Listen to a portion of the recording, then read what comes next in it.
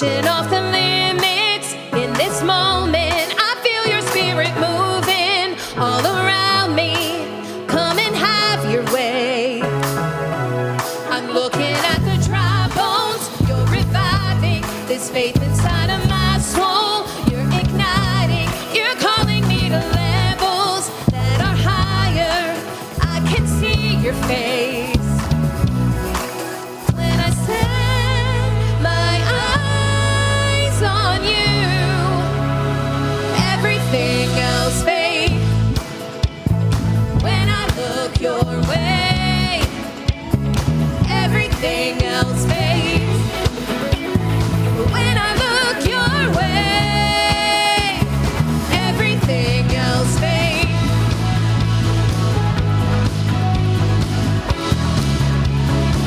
Everything else fades.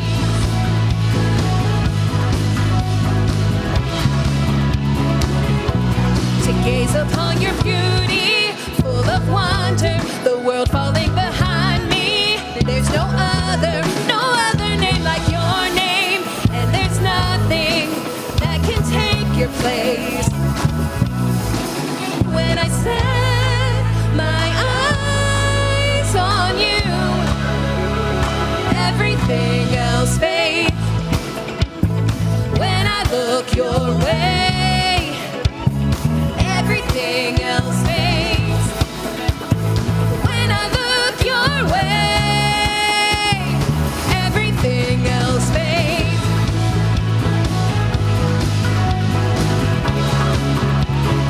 Everything else fades.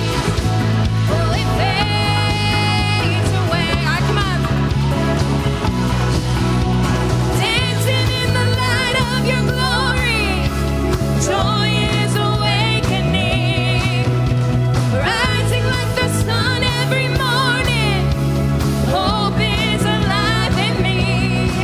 Yeah, we're dancing in the light of your glory. Joy is awakening. Rising like the sun every morning. Hope is alive in me. When I set my eyes on you. When I set my eyes on you.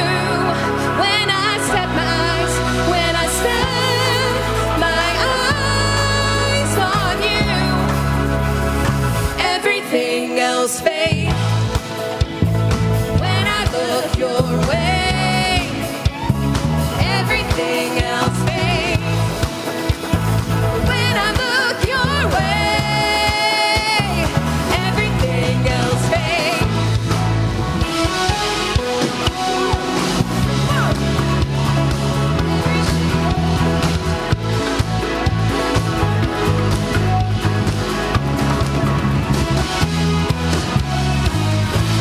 Come on, lift it up this morning. Come on. Yeah. Woo! As we just continue to worship this morning, recognizing that we're in the thick of the holiday season officially, and I can imagine that things get really busy and chaotic, and sometimes we just need to slow down and accept the peace of Jesus that only He can bring us. So let's just enter into His presence this morning, running into His embrace and praying for that peace. Come on, let's sing this together. Peace, bring it all to peace. The storm surrounding me, let it break. At your name still, call the sea to still, the rage in me to still every wave. At your name, Jesus, Jesus, you make the darkness tremble. Jesus, Jesus, come on, you silence fear. Jesus, Jesus, you make the darkness tremble. Jesus, Jesus, breathe, call these bones to live, call these lungs to sing once again.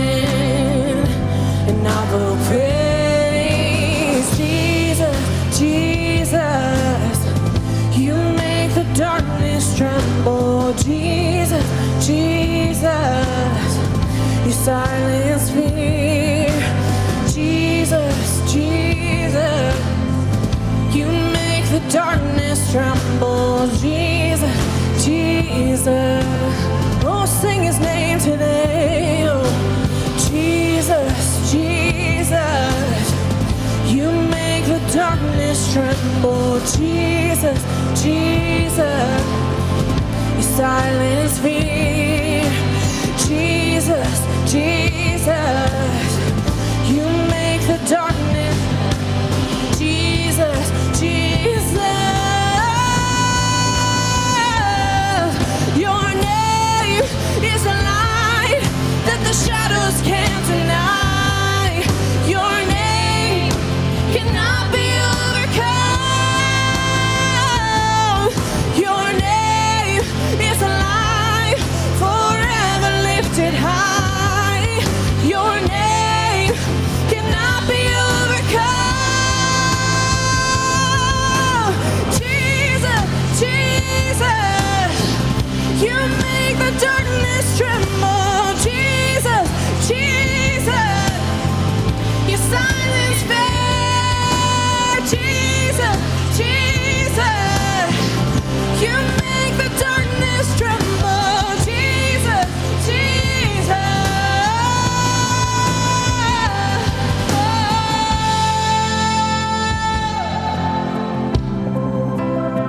As we declare the name of Jesus, Jesus, would you calm the storm? Jesus, Jesus, as we declare your name. Jesus, Jesus. Come on, let's declare this morning.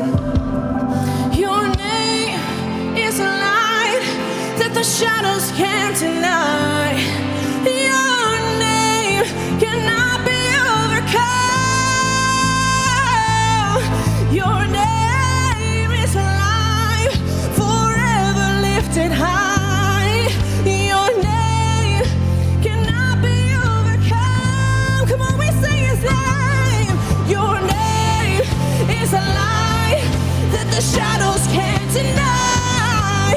Your name cannot be overcome. Your name is alive, forever lifted high. Your name cannot be overcome. So we say your name. Jesus, Jesus, you make the darkness tremble. Jesus, Jesus, you silence fear. Jesus, Jesus, you make the darkness tremble. Jesus, Jesus. Oh, come on, lift his name this morning. Come on. Jesus.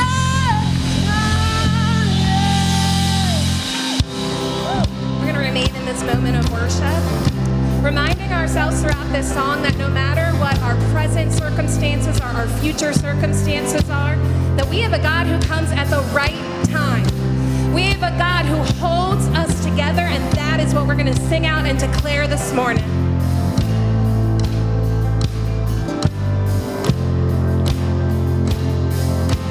You come at the right time, when I least expect it, never behind.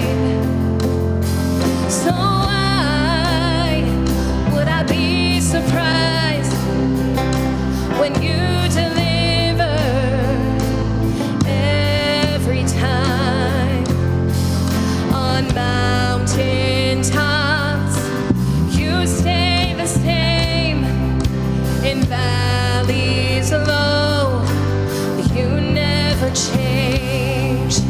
And I believe that I will see the goodness of the Lord. I'm confident as seasons change, your faithfulness remains.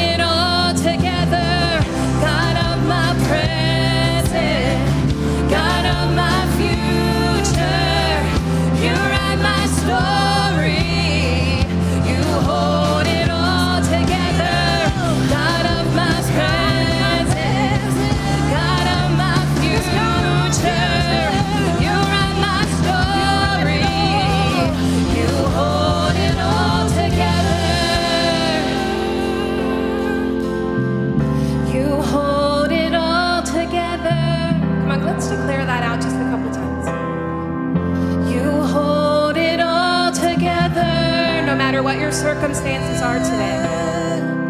You hold it all together. Come on, especially when you need to say it one more time. You hold it all together. God holds it all together, but you don't have to hold back your praise today. If you're glad you're in the house of the Lord, why don't you make some noise? Why don't you cheer a little bit? Yeah. Because we are so glad that you're here. And I love, this is my favorite worship song right here, this one. And my favorite line is, he writes your story. He's writing your story. There's nothing that is not intentional with God and you. And we believe that every time that you're here, every weekend that you're here, this is a part of another page in another chapter in your life. So we don't take it for granted that you're here, especially if this is your first time here. So if you're a guest here today, we want you to know that you're not here by accident. Not at all. Today is God intentionally writing in a moment where he wants to encounter you. And it's not because of us. I mean, like if you search Google to find a church, we will pop up right at the top, and we made sure that's the way that it was. We want you to find us. But that's not the win here. It's God. We believe everyone can know God, find family, and make a difference. That's our mission here at this church. And so if you're here today, it's not by accident. It's because God has a moment he wants to write in with you. So if you are a guest, we don't want to miss the opportunity to thank you and welcome you. We have a gift that we would like to give you. So if this is your first time, please, after service, take one more courageous little step and head out to Next Steps. We have a team there, volunteers ready to meet you. They're going to give you a gift. They're going to help you fill out the Connect card because we don't want you to stay a guest. We want you to find family. So let us connect. My online campus, you're getting a link in your comments right now. If you fill that out, that's your Connect card. I'll send you a thank you gift in the mail. Thank you for being our guest. Why don't you guys go ahead and take a seat. We give gifts because we are a giving family. We believe God is a giver. And so today, if you would like to be a part of the generosity of giving, please use these methods you see on your screen. We would love for you to give. It was God's design that the church would thrive off of what his people give, and so we give. Thank you for all that you give. It would not be possible for us to be the church that we are without your generosity. Thank you so much for giving. Today, we are closing a series called When It All Falls Apart.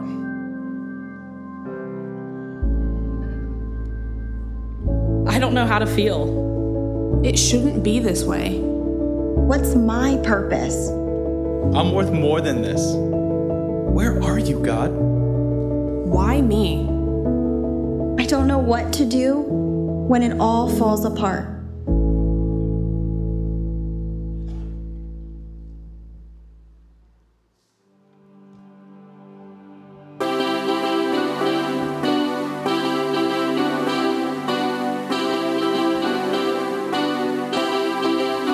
I've been doing a good job making them think I'm quite alright, but I hope I don't blink. You see, it's easy when I'm stomping on a beat, but no one sees me when I crawl back underneath. Hey, if I smile with my teeth, bet you believe me. If I smile with my teeth, think I'd believe me. Oh, please, don't ask me how I've been. Don't make me play pretend. Oh, no. Oh, what's the use? Oh, please, I bet everybody here is fake happy too.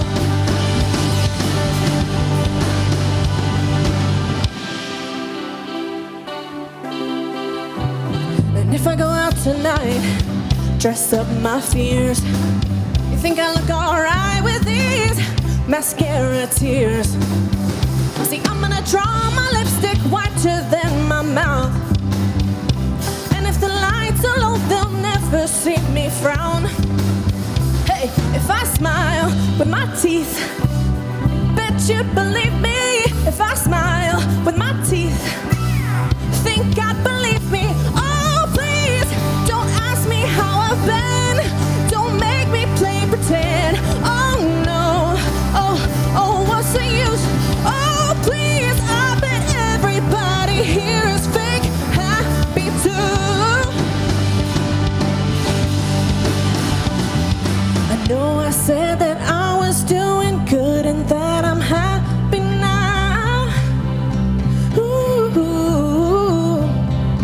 Should've known when things were going good, that's when I'd get knocked down. Hey!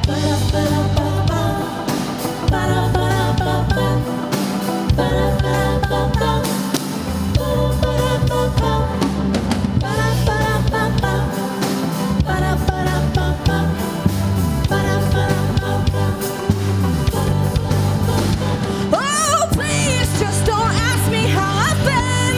Don't make me play pretend. Oh, no. Oh, what's the use? Oh, please, I bet everybody here is fake happy too. Oh, please. Oh, please. Oh, please, I bet everybody here is fake happy too. Ba-da-ba-da-ba-ba.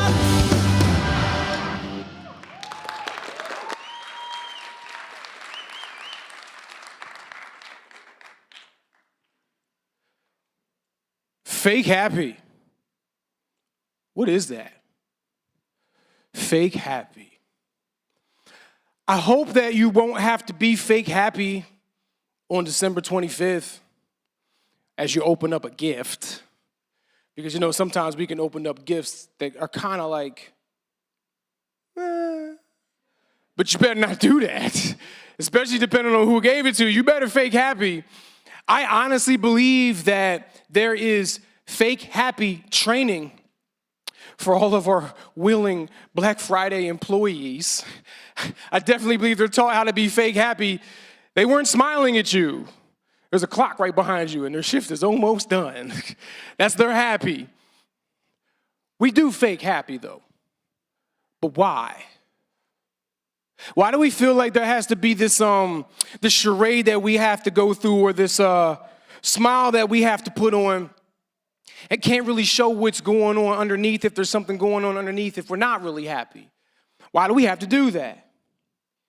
I mean, it could be that if we show it all, that things are falling apart, it'll look like we're falling apart, which means it'll look like we don't have it all together, like we want everybody to think that we do. Or maybe, like you'll see in our story from Job today, maybe if you aren't happy, you'll be judged. Because I'm talking especially first to everybody in this room and online, meaning I'm talking to the people of the faith. Yeah, I'm talking to the saints. I'm talking to the church folk. Why? We're not allowed to fake happy because we know that the joy of the Lord is my strength, right? This is the day that the Lord has made. I will rejoice and be what? I am. I'm glad. You can't show that you're not, because like Job's friends, they judged him. They blamed him when they saw that his life was falling apart. They said, well, God doesn't let that happen to good people. So if it's happening to you, and we don't want that. Maybe you fake happy in the grocery store, right? Everyone else is fighting for the last of the Thanksgiving meal supplies, and you're over here in the ice cream aisle buying yourself some good old comfort food. And you see somebody that you know, right? And then they ask you that 1-2 question, and the second one is the one they don't even want the answer to. You just feel like you can't just say hi. You have to say, hi. How are you? How are you doing? But you don't really care. You just keep moving. You don't really want an answer. Well, what if they stop?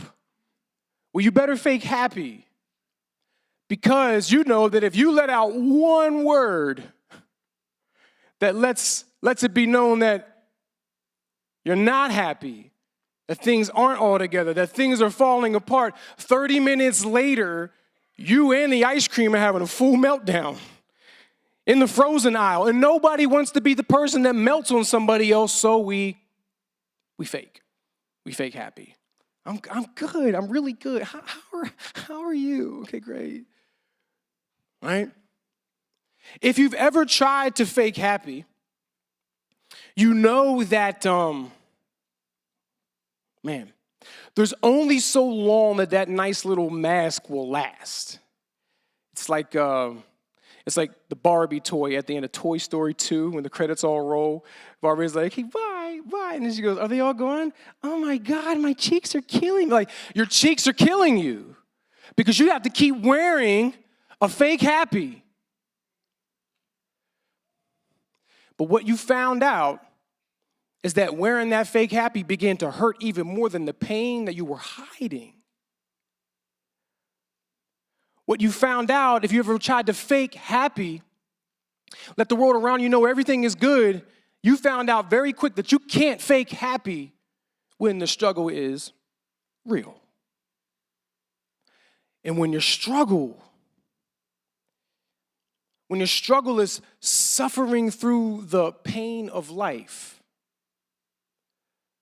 how you feel, what the suffering does to you is so real.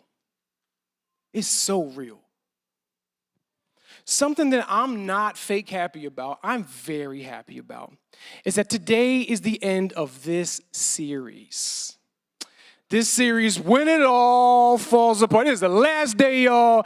Next week, we start Christmas. Can I get a big amen? Please. And this isn't a shot at our lead pastor. You know, Patrick takes time and prayer to decide what we need to communicate to our Lifehouse family, but boy, I'm done with this. Like, thanks, I had 2 plates of this. I'm done.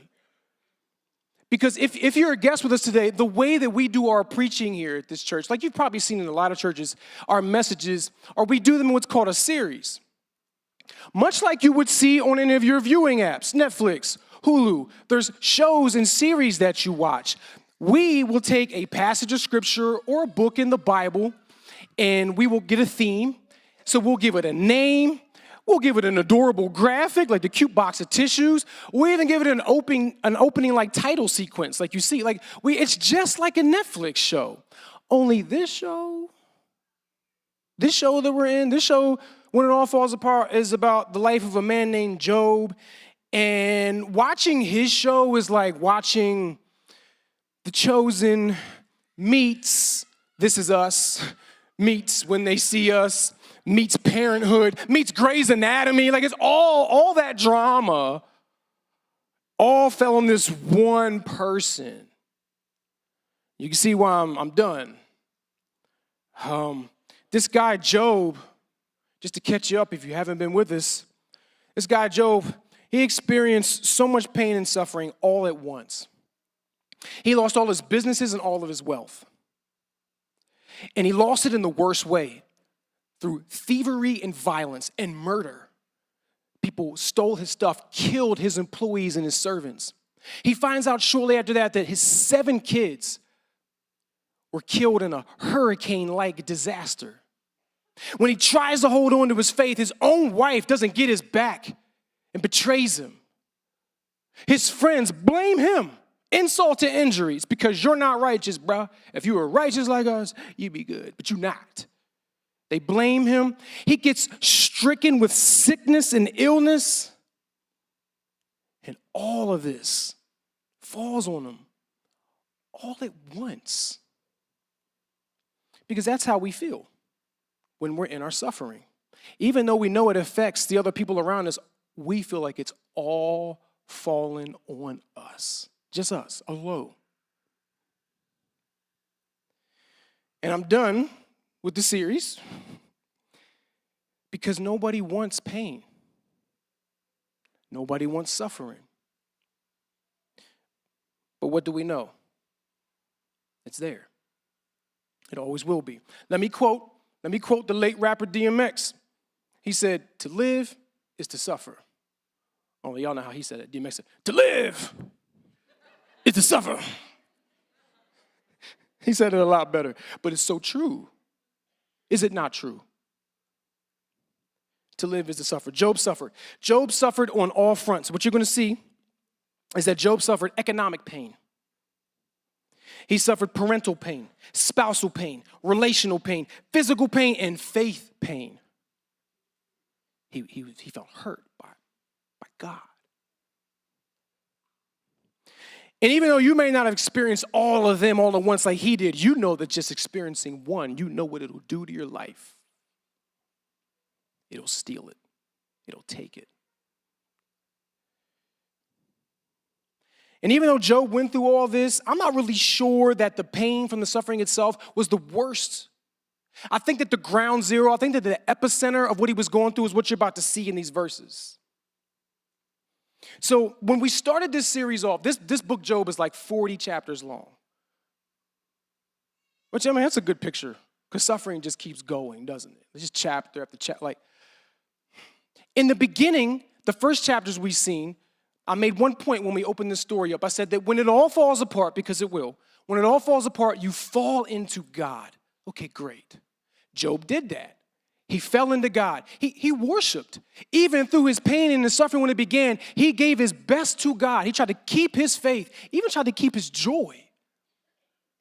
But what we see as his suffering continues and it pursued, we see something different from him. So I'm going to jump into chapter 30. Look at what we get from Job now. Chapter 30, verse 20 through 22. I cry out to you, God, but you do not answer me.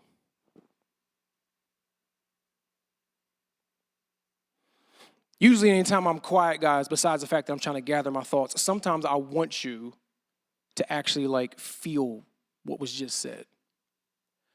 I cry out to you, God, just like my pastors tell me and my friends tell me, and the daily verse in the YouVersion app tells me, I cry out to you, but I don't hear you. It gets worse.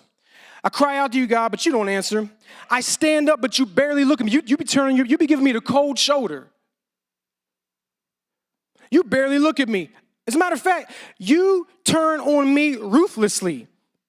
The might of your hand, you attack me. You're smacking me. You snatch me up and drive me before the wind. You toss me about in the storm. Bro, this is shots fired at God. This is Job throwing jabs at God. He's saying, you're not listening, you're not there. As a matter of fact, I'm convinced you did this. And if you were standing next to somebody that was doing that,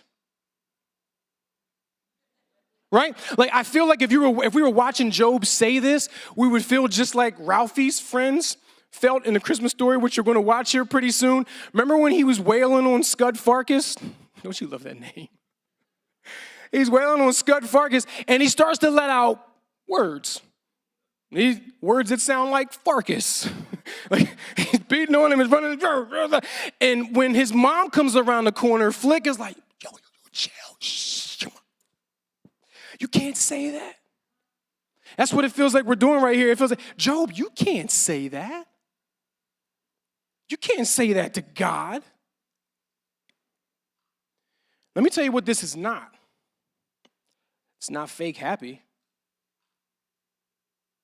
Here's a good one. This is another sermon. Keep my mouth shut after I say it, but it's not fake holy either. No, it's not. It's not fake happy. It's not fake holy. It's real hurt. He's hurt. And the reason that this is in here is because you need to see that you can be real when the struggle is real. You don't have to be fake happy. You don't have to manufacture a smile or the right lines. You can be very painfully real. What we see from Job here is the other side of the coin. This is the other side. The first side that we saw was Job a little different. The first side of the coin is feel. What we see in the early chapters from Job is we see him feel this. Deep from his feelings, he said things like, I wish that I could go back. Not to the time when it all started to fall apart. No, I wish I could go further. I wish I could go all the way back and erase the day I was born. He was saying, it hurts so bad, I don't even want to be alive.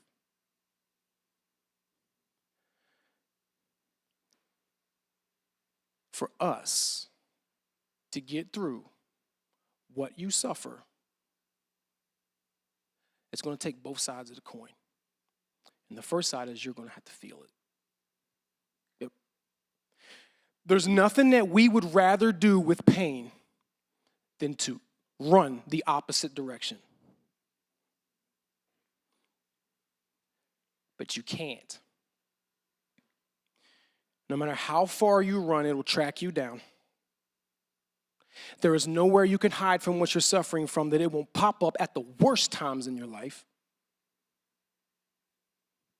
You can't binge it away with TV shows, especially if you watch some of the shows that I said, because it'll just make you think about you'll see it. You'll see your issue on the screen, and it'll make it worse. You cannot take your suffering and roll it up in little paper and blow it away in clouds of smoke. It will never be flushed away by countless bottles of liquor. It won't. No. If you're going to get through what you're suffering, you're first going to have to feel it. You're going to have to feel it, which means it's going to hurt, which means you're going to need tissues.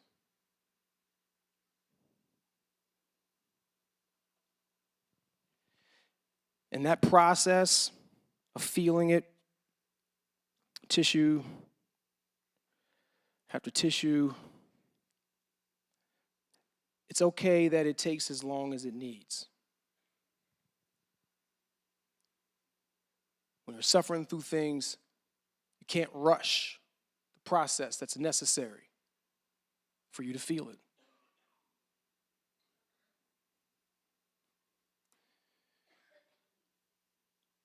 And the reason why I want to affirm you in that is because eventually, no one wants to be in pain forever. No one wants the suffering to continue. I mean, there's only so many tears you can cry. There's only so many tissues in a box. There's only so much I can feel and give this situation before I have nothing left. And you know what? When we're going through our suffering, all we really want is to get our life back. Because through your feel process, you probably will do the courageous things of accepting the reality. They're going, I won't get to see them again in this life. They won't be at the table for Thanksgiving. This happened to me way back here in my life. I know it did. I wish it didn't, but it did. Okay, I accept it. You'll do all the right things and you'll feel, but you'll get to this point where you go, okay, but when can I get my life back? When will the pain of it stop directing my life? When will the pain of what I suffered stop being in the driver's seat? And to do that, you're going to need the other side of the coin, the one that Job showed us. Because through your process, you've cried, and you've therapied, and you've counseled, and you've prayed, and it took days, and it took weeks, and it took months, maybe it took years, and it took so much tears, but eventually, I'm out. That's all I got. I got no tears left. I got no tissues left. And this point, the empty tissue box, this is the point where you're going to have to tell your pain and tell your suffering. You're going to have to tell your enemy, the spiritual enemy, Satan, the one who wants to use your suffering to destroy you, to steal your joy, to lead you into sin. You're going to have to tell all of them, okay, that's it. I'm out of tissues. You got my feel. Now you get my fight. If you want your life back from your suffering, you're going to first have to feel it, and then you're going to have to fight for it. That's what you see here in Job. That's what these words were. When he was taking jabs, he was trying to fight. That's exactly what you see.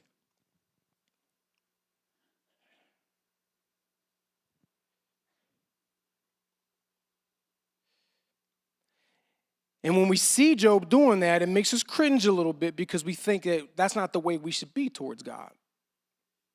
Fighting at him, blaming him, telling him he could do better. It looks bad, but let me repaint the scene for you. It's not just Job going like this into the air. No. It's God holding the heavy bag. He's holding it. And Job starts wailing on him. I thought you'd be there. I sing all your songs. I'm still hurt. And the whole time he's aiming at God. You know why this is in here for us, you guys? Because when your fight starts, it might look a lot like Job's. You might start swinging in God's direction. Let me tell you, he can take it. He can take it. His grace is vast enough. His forgiveness is strong enough. His understanding of what you're going through is deep enough. He can take it. Really, what you see in these next couple of verses is God like a coach. Job's wailing on the bag, trying to fight for his life and fight for his joy back. And God goes, good. No, hold on. Let's take those swings and let's put them over here in the ring where it matters. Let me show you. In chapter 40, God answers Job. Job's swinging, he's crying out to God, where are you? I don't see you, I don't feel you, you're not there in my suffering like you said you would be. Just swing, just wailing on the bag. Gloves falling apart. God answers him. He says, in verse 2, he says, will the one who contender, a fighter, will the one who contends with the Almighty correct him? Hold here now, Job, hold on. Let him who accuses God answer him. And so what you see in the next couple of verses, they're long, there are a lot of chapters. What you see in there is God explaining to Job, you don't know me like you think you do. You don't see the whole picture here. You don't know what's completely going on. It's like him saying, good, but listen, we need to work on your technique. I see your fight. Here's what we need to do. He corrects him. He redirects him. Because look, here's what Job says back to him when God corrects him. In verse 5, he says, my ears had heard of you, but now my eyes have seen you. Therefore, I despise myself. I repent in dust and ashes. He said, God, I'm sorry. I'm sorry I swung at you. I'm sorry I took it out on you. I'm just hurt. And I don't want this no more. And I don't know what to do. You're the only thing I know that can do anything about it, but I had to swing at you to get any kind of fight. And God's like, it's okay. It's all right. We're going to fight. But you don't have to fight with me. Fight with me. You see it? Now, if you appreciate that, you make sure you give Pastor Jay a shout out. He wrote that line. That's Pastor Jay's line. Shout out to our Frederick campus. But that line is not just a clever line. It's a lifeline. That's mine. Listen, I intentionally looked for places in this message today, guys, to make you laugh. Y'all know me. Y'all know I'm a goofball. And you know, a lot of times we have to do a lot of these serious messages. And I told you, I'm glad this series is done. I intentionally wanted to make sure that you laughed a little today. Laughter is healing for your soul. When you're able to start laughing again, it's a good sign that you're getting your life back. When you can smile and it's not fake. Don't you love that about laughter? It just messes your face all up. It's so healthy. Let me caveat something though. Let me go back to the beginning where I said you can't run. Just be careful. Laughter is something that we will hide behind. You got to make sure that you're feeling it. You got to feel what you're going through. And sometimes we can laugh when we should be crying. Sometimes we're telling jokes when we should be pouring our heart out. Don't hide behind it. But when it's time to laugh again, you're doing good. You're winning the rounds. You're going to get your life back from that suffering. Guys, God is on your side. That's what you see in these scriptures. He wasn't mad at Job for what he did. He's on your side. He will fight with you. God will fight for you. And when you're at your wit's end and you can't fight anymore, he will fight. You can step behind him and he will fight. You can get behind his promises, his power, his presence. He will pack you a punch and he will tell you, listen, no more tissue box. It's time to box. Let's go. And he will fight with you and fight for you. Let me jump down to the end of the story. Give us a big sigh of relief. In chapter 42, this is how God brings this whole story all together. It says this. Remember everything Job went through. Just disaster, devastation. How much can one man take? In verse 12, in chapter 42, verse 12, it says, the Lord blessed the latter part of Job's life more than the former part. Everything that Job lost, God gave back to him in greater amounts. He had more business. The family that he got back grew beyond what he had the first time. It was great. That's a wonderful promise. And is this the promise that I want to give you that you can leave here with today? No, it's not. Because honestly, that would be selfish of me to put this verse in front of you and say, this is what's awaiting for you. Is there something greater awaiting for you through your suffering? Yes. Absolutely, on God, in Jesus' name, yes. But I can't tell you that it'll look like this. I can't tell you. Because you only got to hold your child for moments. That God has some never-ending family for you. I can't tell you that. I can't tell you that. I wish that I could. What I can tell you is, God, anything is possible. Yes, absolutely. It could look that way for you. But for me to say, oh, yes, it is for sure. No. No. Need through during COVID, your dream that you poured your heart and your life into, suffered. God has a bigger, better business for you. You're going to own Google. I can't tell you that. I know, but we see it here, Spence. I know. It's because it's true. This happened for Job, and it could happen for us, but even Job would tell you today, because he tells us in this verse, before this right here, before God gave it all back to him, this wasn't the victory that was for him. God has a very real victory for you in and through your suffering, but it's better than this. It's better than this. But I think we missed it. I actually already said it. But we probably put too much gravy and stuffing over top the plate. We didn't even realize we ate it. And I'm going to go back and I'm going to uncover it and I'm going to show you what the real victory is that he gave Job, that God has for you. It's in chapter 42, but it's verse 5. It's a couple verses before this one right here. We already said it. It should look familiar. It says, my ears had heard of you. But now my eyes have seen you. This is easy to glaze over. This is what he's saying. Man, I thought God was real. I thought that I knew my God. But I didn't know him like I know him when he showed up in my pain. That's what he's saying. It didn't matter what God had to say back to Job. The victory for Job was God answered him. And you can't answer somebody that you're not in proximity to.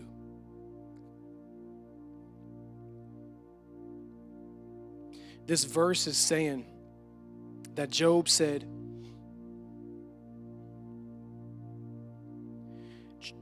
God fought for me and God showed up when I felt like every time that I tried, it was only so far I could go. Uphill is my climb, and it's taking its toll. And this pain that's inside is starting to show. But every tear that I cry, you already know. And I know you know. My trouble is real. My struggle is real. I'm in the storm and there's rain all on my face. It's taking all of my faith. There's a strain all of my race, and it's taking all of my faith. It's draining all of my grace, and it's taking all of my faith. This pain all of my place. It's taking all of my faith. I was holding on tight until I let go. I lost all my fight. And that's when you arose. And I know you know the struggle is real. But Job said, so is my God. That's the victory. It's bigger. It's bigger than me trying to throw you some promise that you'll get the things back in this life that you lost. No, I truly believe that God has something greater. And we might not get to see it on this side of eternity. When you came in today, we gave you your little cup. Why don't you guys go ahead and get that ready. We gave you communion. From our online campus, if you have something nearby, like a cracker or some bread or some juice, that's all we have here. This little cup that we gave you guys is symbolic of bread and wine that would have been on the table when Jesus sat around a Thanksgiving-esque type of meal like we just had.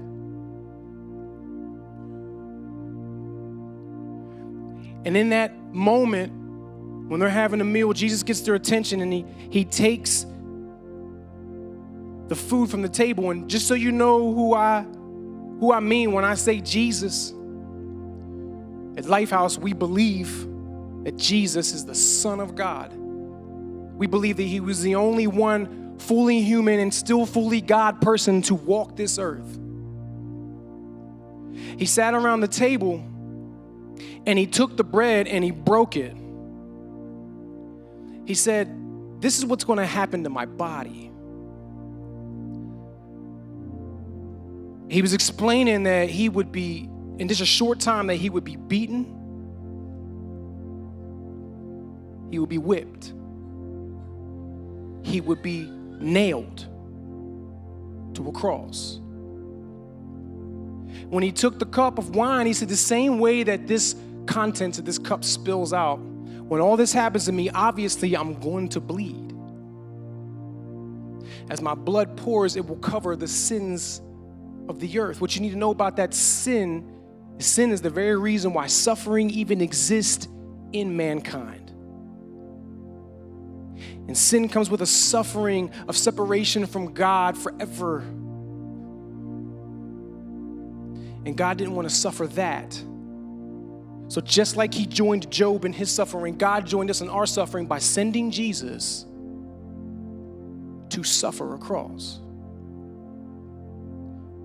But just like God showed up in Job's pain, he showed up in Jesus' pain, because days later he resurrects Jesus from the grave back to life. And all of that so that we can be forgiven of the sins that we have and that we still do, at God, at others. And not only that, because of Jesus' resurrection back to life, we can have forever life with God. Now, when we take this communion, Jesus said, he instructed, I want y'all to do this because I want you to remember what I did. And so it's a remembrance, but it's also an invitation. Because when we do this, we do it the way that the scriptures you see instruct.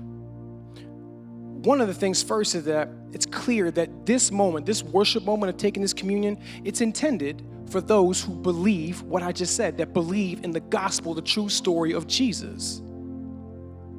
The other thing is that before you take it, you should give this intentional moment where just you and God have a conversation.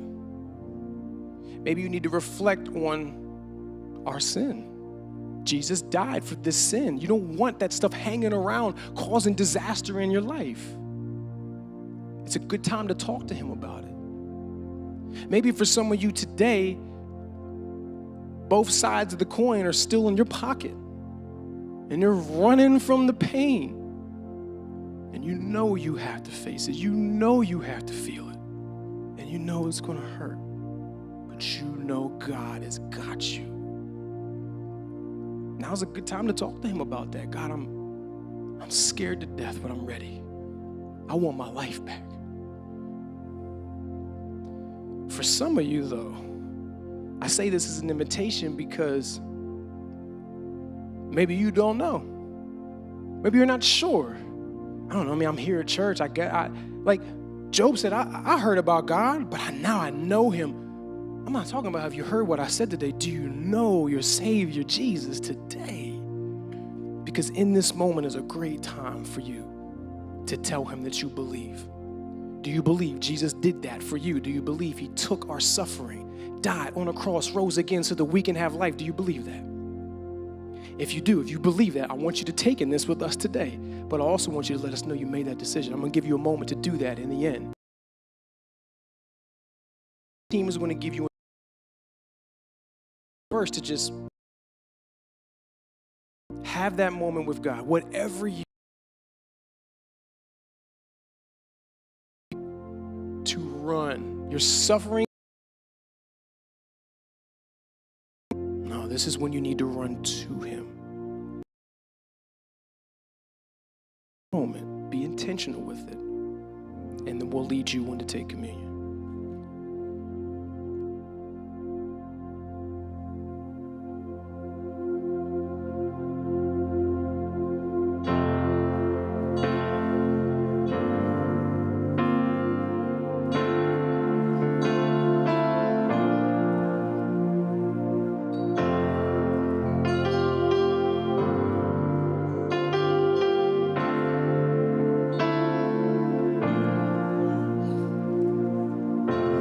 I've carried a burden for too long on my own.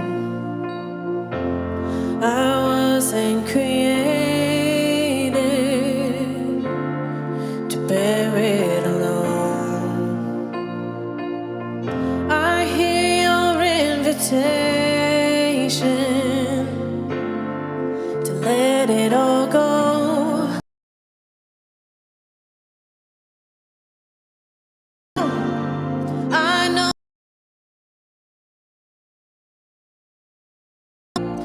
To the Father, I fall into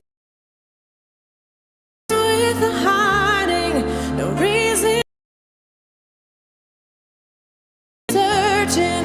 My soul needs a friend, so I run to the Father again and again and again and again. Oh, oh, oh. You saw my condition, had a plan from the start. Your son for redemption, the price for my heart. I don't have a context for that kind of love. I don't understand, I can't comprehend. All I know is I need you. I run to the Father, I fall into grace. Done with the hiding, no reason to wait. My heart needs a surgeon, my soul needs a friend. So I run to the Father again and again and again and again. Oh, oh, oh, again and again. Oh,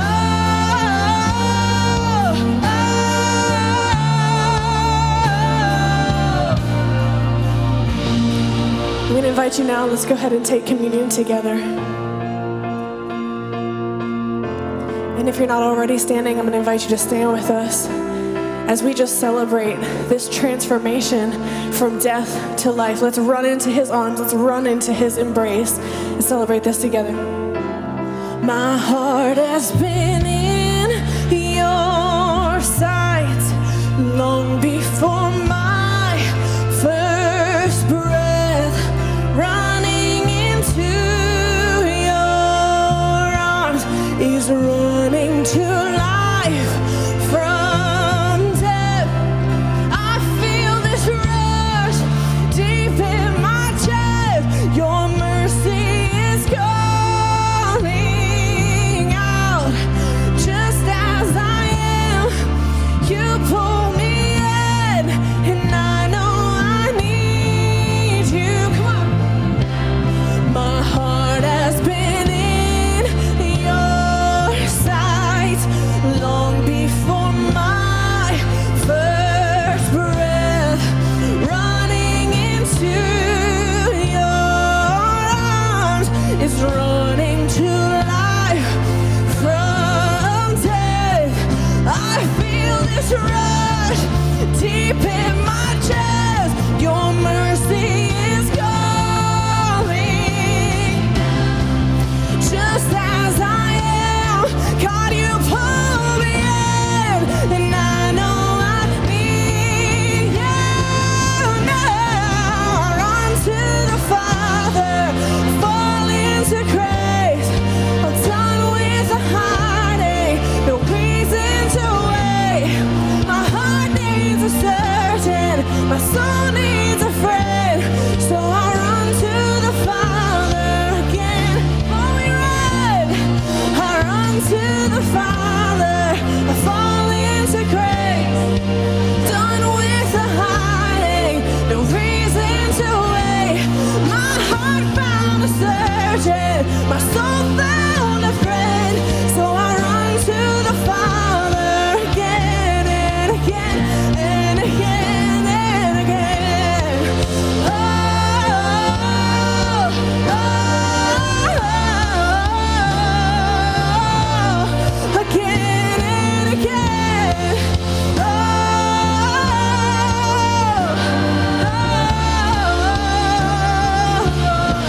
oh, we run to you again and again. Yeah. Thank you again so much for joining us today. Again, if you made a decision to follow Jesus, you said yes to him today, we want to make sure that we connect with you. Would you let someone know? You can let any of us here know in person. You can let the prayer team know. You can let someone know at Next Steps, one of us. We just would love to be able to connect with you. Next week is really exciting. As Pastor Spencer said, it is the start of our Christmas series, so we are really excited about that. And every year, the start of the Christmas series, we call Festive Sweater Day. So they're already on it. They're ready to go. He lit them. So be like that. Wear the craziest, most festive sweater that you possibly can. We also have Lifehouse Christmas sweaters that are going to be on sale on our online store only. So make sure you get one of those. Give it as a present for Christmas. So invite a friend. We will see you back here next weekend for the start of Christmas. We love you. Thanks so much for joining us for our series, When It All Falls Apart. We're so excited to have you be a part of our online campus. But don't watch alone. You can interact with our lifehouse.online community live in the comments. Or if you want to cast to your TV, you can catch both of our Sunday experiences live on our YouTube channel. We also want to invite you to stay connected with us through our Lifehouse app. So we'll see you next weekend, same time, same place for Lifehouse Online.